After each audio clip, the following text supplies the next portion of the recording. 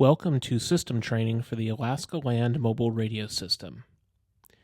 In this presentation, we will compare site trunking versus wide trunking within the ALMR system.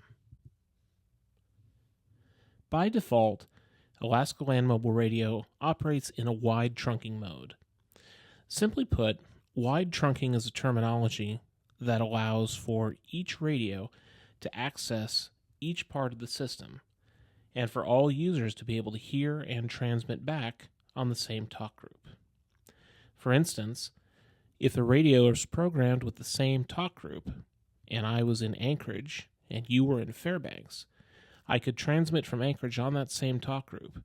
You could hear my traffic and reply back from Fairbanks on the same talk group, with both of us being able to communicate. This graphic demonstrates wide trunking as it's used in the ALMR system.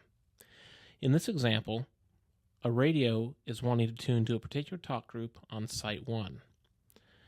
They transmit to the site, receive a channel, and then transmit out to the other sites. On Site 3 and Site 4, there is a radio that is tuned to that specific talk group. You can hear and transmit back on the same talk group from a wide area. That is wide trunking, simply. The ALMR system generally does not use simulcast. What that means is, if there is no radio on a particular site tuned to that talk group, there will be no radio traffic that is transmitted. When a site enters site trunking, this is a fallback mode built into the system. This occurs when the particular site that you're on cannot communicate with the wider ALMR network. The difference between site trunking and wide trunking essentially means that instead of interacting with the entire system, as we saw in the last example, your radio is only on a particular site, whatever site you happen to be affiliated with. Remember that in areas with multiple sites, radios are generally programmed to affiliate with the site with the strongest signal. You are able to communicate with that site, however, that site can't take your radio traffic beyond. That is site trunking. Since the radio traffic can't move beyond your particular site, you are only speaking to users, and people can only hear you when you're affiliated with that exact same site, no matter what the talk group indication indicates. In addition, users are not able to reach dispatch.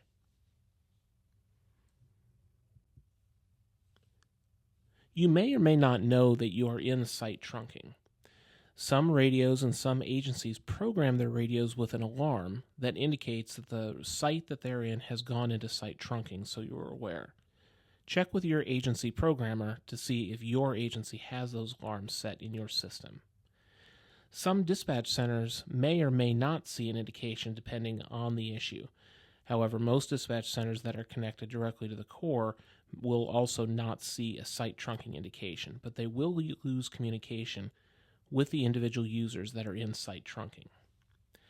Typically, site trunking only happens at one site.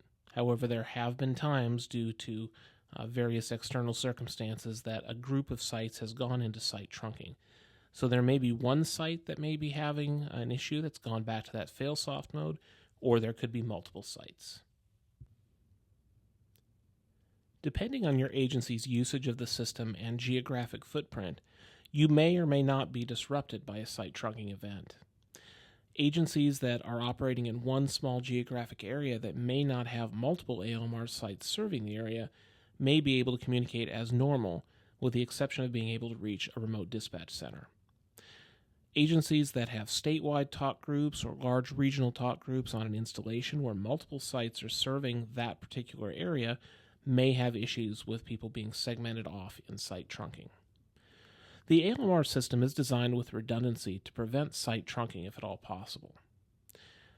Site trunking is ultimately caused by its connection to the ALMR core network, in essence the backhaul or the transport. Most ALMR sites have more than one connection to the network, so if one fails, it's able to fail over to the other without noticing. Other supporting systems generally all have a redundancy as well, such as power, heating and ventilation, and other systems. However, it's important to note that there are many systems that are located on high sites or remote mountaintop sites that during certain times of the year may be difficult to access or may require a wait for a weather window to conduct the repairs. All member agencies are encouraged to have a communications plan in place in case of any disruption to the system. It is recommended that that plan follow the PACE methodology, which is an acronym that stands for Primary, Alternate, Contingency, and Emergent.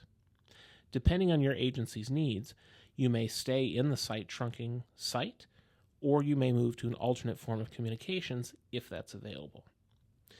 Site trunking events outside of preventative maintenance procedures are very rare. However, they have been known to occur, and it's important that all users recognize what a site trunking event is and what their agency's protocol is for response. If you have any questions about this training or any other issue on the ALMR system, you're encouraged to contact the ALMR Help Desk or the ALMR Operations Management Office.